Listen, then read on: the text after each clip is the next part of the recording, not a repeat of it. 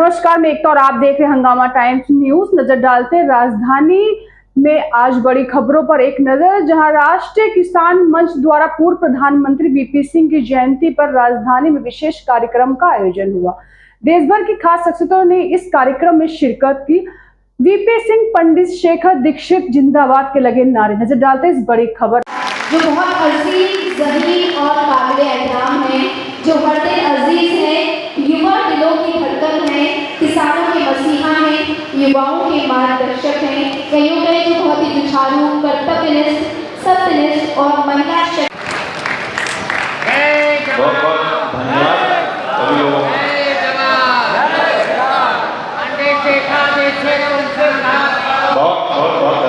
बहुत धन्यवाद। अब इस बहुत धन्यवाद सभी का।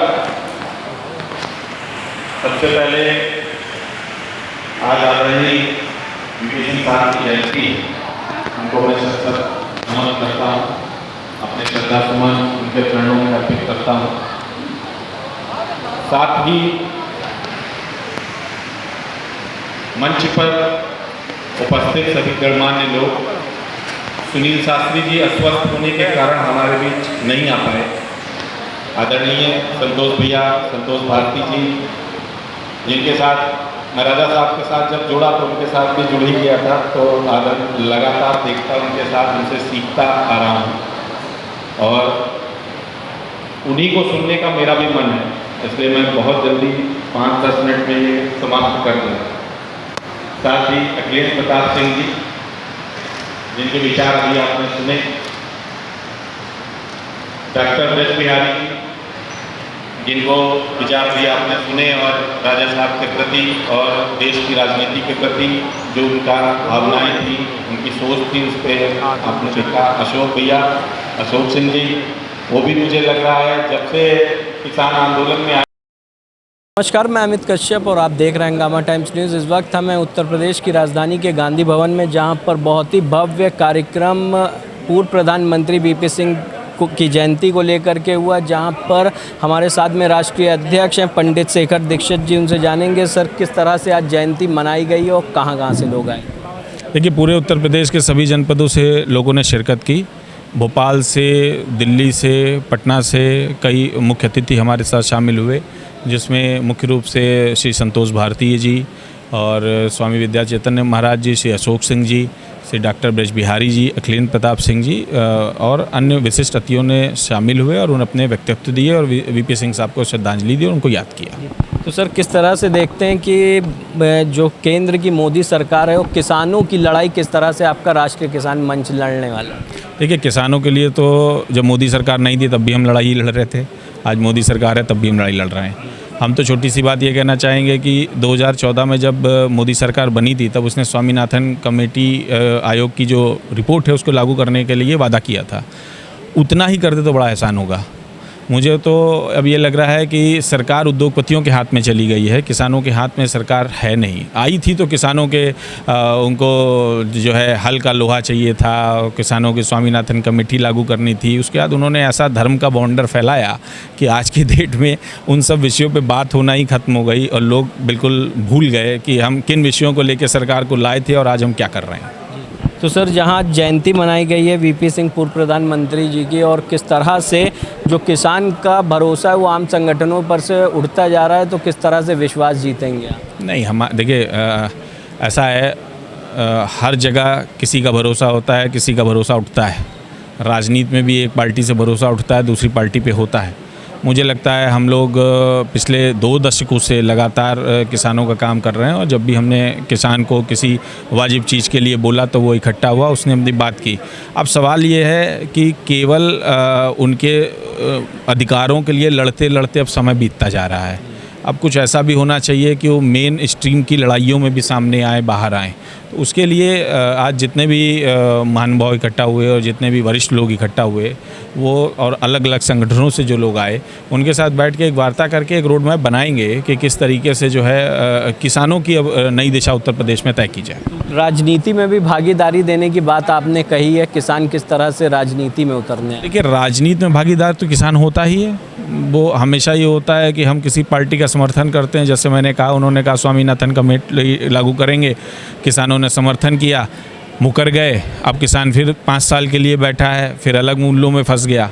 तो अगर किसान के जो बच्चे हैं, किसान के जो मेन लीडर्स हैं, ईमानदार लीडर्स हैं, जिनकी छवि खराब नहीं है, जिनका एलडीए आवास विकास का ही केवल झगड़ा नहीं है, वो सब अगर जो ज़मीन पे सोचते हैं, मज़दूर किसानों की बात करते हैं, अगर वो लोग राजनीति में आते हैं और आकर के बदलने का प्रयास करते हैं, तो मुझे लगता है ज़्यादा अच्छी अब पहल होगी, क्योंकि दूसरों के सहारे अब कुछ मिलना संभव रह नहीं गया है। जी सर, बहुत बहुत धन्यवाद। ये थे हमारे सामने पंडित शेखर दीक्षित, राष्ट्रीय अध्यक्ष राष्ट्रीय किसान मंच के, जहाँ हमने उनसे बात किया जाना किस तरह से जो आज पूर्व प्रधानमंत्री की जयंती समारोह राजधानी के गांधी भवन में मनाई गई है, क्या मुख्य उद्देश्य था। हम यहाँ पर आए हुए खास मेहमानों से भी बात करते हैं कि किस तरह से उन्होंने इस कार्यक्रम में शिरकत की है। उत्तर प्रदेश की राजधानी के गांधी भवन में राष्ट्रीय किसान मंच के द्वारा जो है वीपी सिंह पूर्व प्रधानमंत्री की जयंती समारोह बड़े ही अद्भुत और अनोखे तरह से मनाई जा रही है। हमारे साथ में खास मेहमान हैं संतोष भारतीय, वरिष्ठ पत्रकार और पूर्व सांसद। सर, क्या कहेंगे किस तरह से जो है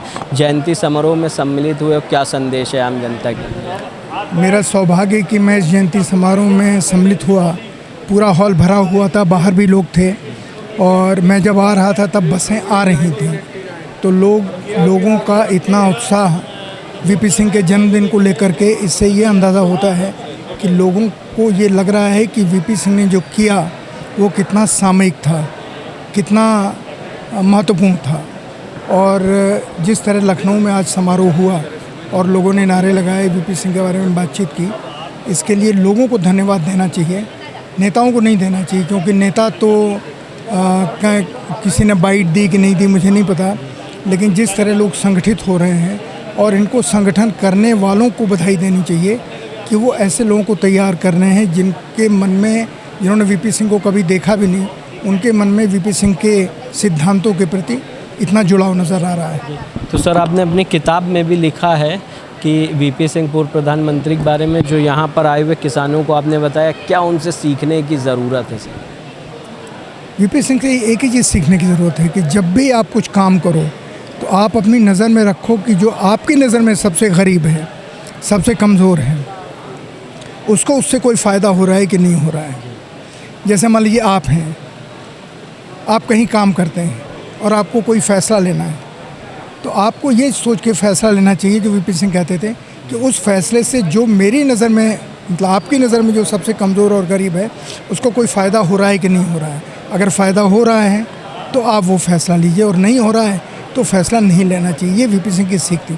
मेरा मानना है कि यही लोगों को आज सीखने की ज़्यादा ज़रूरत है। ठीक सर, बहुत बहुत धन्यवाद। ये थे हमारे साथ में संतोष भारतीय जी, जिनसे हमने बात किया, जहां पर पूर्व प्रधानमंत्री वीपी सिंह की जयंती समारोह में यहाँ पर उन्होंने शिरकत की और वहीं पर बताया है कि जो आम किसान जिस तरह से जूझ रहा है अपनी समस्याओं से, और किस तरह से वह उन समस्याओं से उभर कर सामने आएगा।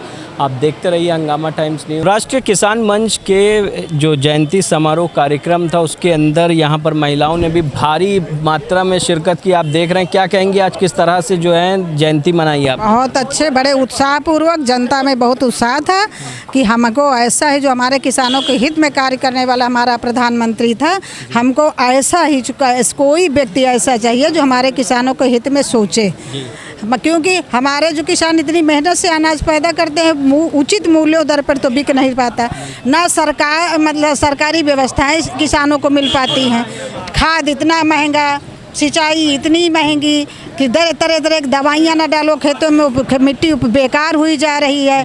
उसके हित में कोई करे तो कम से कम कोई सोचने वाला तो हो दो ऐसा, बस। हाँ, बहुत कहीं ना कहीं जो है वीपी सिंह इस बारे में सोचते थे और कहीं ना कहीं किसान उनको याद कर रहा है। क्या अच्छा लगा?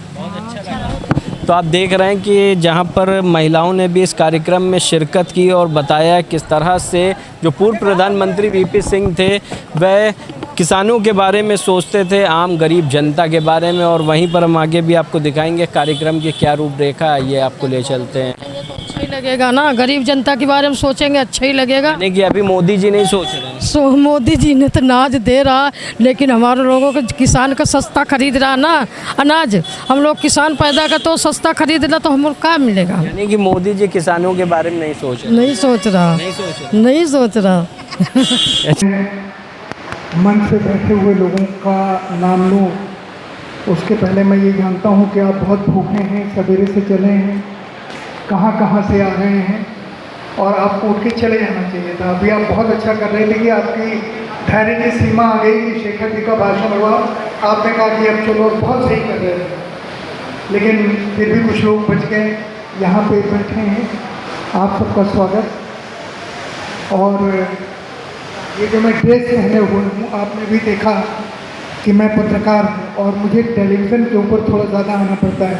आज सवेरे 9 बजे से मैं टेलीविज़न 2-3 डिजिटल चैनल पे राजा साहब के बारे में, वीपी सिंह जी के बारे में मुझे बात करनी थी। तो ये जो मेरी ड्रेस आप देख रहे हैं, मैं भी उन्हीं गलियों से खेल के धूल में बड़ा हुआ हूँ जहाँ पर जिन जगहों से आप लोग बड़े हुए हैं। तो इसलिए मैं आपसे अलग नहीं हूँ। मेरी इस ड्रेस को मानिए कि ये मेरा एक प्रोफेशनल, एक मेरे व्यवसाय का हिस्सा है। मैं पत्रकार हूँ और उसके लिए मुझे टेलीविज़न के लिए जाना पड़ता है। उसके लिए कुछ टिकट में होते हैं जो मैं आपके सामने मतलब मुझे आप देख रहे हैं उस भेष में। अभी मंच पे बैठे कुछ लोगों के नाम ले रहा हूँ और एक मिनट इसलिए क्योंकि ये ऐसे लोग हैं जिन्होंने शेखर जी के बुलावे पर वो यहाँ आए हैं, जिसमें अभी धर्मेंद्र मिश्र जी बोले हैं, अशोक सिंह जी यहाँ पर हैं जो हैं तो लालू जी के साथ, लेकिन शुरू से वीपी सिंह के लिए उनके साथ खड़े रहे, उनके साथ लाठी खाई, जेल गए। अखिलेंद्र प्रताप जी इलाहाबाद विश्वविद्यालय के अध्यक्ष थे, यहाँ अभी जिक्र हुआ कि वीपी सिंह इलाहाबाद विश्वविद्यालय में भी रहे। तो मेरा सिर्फ ये कहना है कि अखिलेंद्र जी ने जो भाषण दिया और अशोक जी ने भाषण दिया, अमृत बिहारी जी ने भाषण दिया, इसके बाद किसी के बोलने की ज़रूरत नहीं थी। लेकिन फिर भी आज वीपी सिंह का 94 जन्म, अगर वीपी सिंह जी होते तो 94 साल के होते। हम आज उसको सारे देश में मना रहे होते। आज वो नहीं है, फिर भी सारे देश में बहुत सारी जगहों पर उनका जन्मदिन मनाया जा रहा है। डॉक्टर अमृत बिहारी जी, स्वामी विद्याचंद्र जी महाराज, गिरीश दास जी महाराज, श्री सुभाष यादव जी, श्री अरुण कुमार जी, बाबा जी, और के वत्स जी, और जुझारू पत्रकार लखनऊ के अनूप गुप्ता जी, डॉक्टर गोपाल सिंह, पता नहीं अभी लौटे कि नहीं लौटे हैं। ये बहुत सोनभद्र के बहुत बड़े शिक्षा संस्थान कई चलाते हैं और बिल्कुल उसी आधार पर चलाते हैं जिसमें छात्रों को नौकरी मिले। और सबसे आखिर में शालीन और विदुषी, नाम मुझे नहीं मालूम है, इस मंच की संचालिका, इन सबको संबोधित करते हुए मैं सिर्फ एक बात ये कहना चाहता हूँ कि आप एक चीज़ ये समझिए कि हम गौतम बुद्ध के कितने नाम हैं आपको मालूम है? नहीं मालूम है। गौतम बुद्ध के कितने अवतार हुए हैं ये मालूम है? नहीं मालूम। गौतम बुद्ध के 24 अवतार, गौतम बुद्ध के 24 अवतार हुए और हर अवतार का अलग नाम है।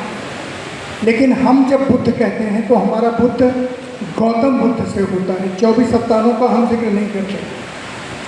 वीपी सिंह जी के ने इतने काम किए।